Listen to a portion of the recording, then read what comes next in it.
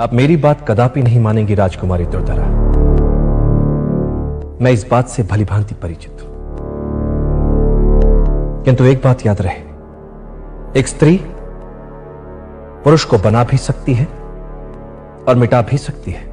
मैं ये नहीं कहता कि आपका इसमें कोई दोष है,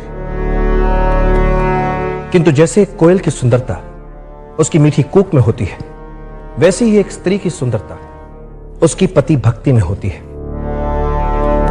भक्ति होती क्या है? प्रेम की चरम सीमा। प्रेम की चरम सीमा अर्थात संपूर्ण विश्वास, संपूर्ण समर्पण अर्थात भक्ति। और जब यह जहां हो जाती है तब एक पक्षीय नहीं होती। अब एक क्षण के लिए सोच कर देखिए, एक व्यक्ति अखंड भारत के निर्माण में लगा है और उसके हृदय में रह रहकर प्रश्न उठ रहे हैं। घर पर उसकी पत्नी कैसी होगी, क्या कर रही होगी? कल्पना में यह चित्र कितना विचित्र लग रहा है। इसलिए कहते हैं कि प्रेम योद्धा को निर्बल बना देता है।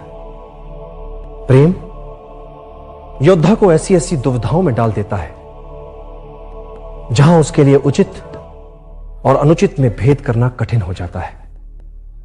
प्रेम में उसे सब कुछ इतना स्वप्निल, इतना सुंदर लगने लगता है कि वो लड़ना तक भूल सकता है उसकी सुगंध में डूबकर, कि वो युद्ध तक हार सकता है उसकी सुगंध में डूबकर।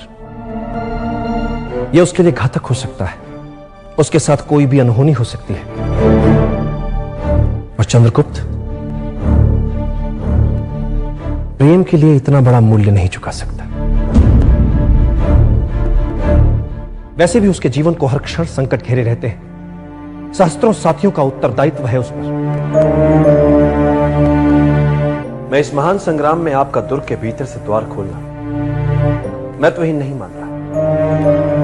मैं प्रेम के विरुद्ध नहीं, मैं सम्मान करता हूं प्रेम का, किंतु एक छोटी सी भूल जीवन ले सकती है चंद्रगुप्त।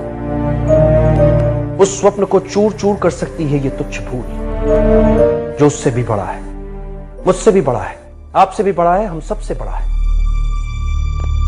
अखंड भारत का स्वप्न, ये है चंद्रगुप्त, जिसे इतिहास गढ़ना है, जिसे इतिहास में अमर होना है, जिसे इस समय का युग पुरुष बनना है। ऐसा युग पुरुष जिसे आने वाली सैकड़ों सहस्त्रों पीढ़ियां चंद्रगुप्त मौर्य के नाम से जाने।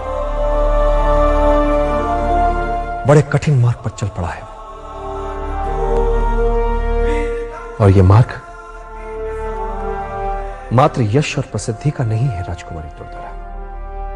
पवित्र यज्ञ है उसका लक्ष्य, और जब यज्ञ इतना बड़ा हो तो बड़े बड़े बलिदान देने पड़ते हैं उसके लिए।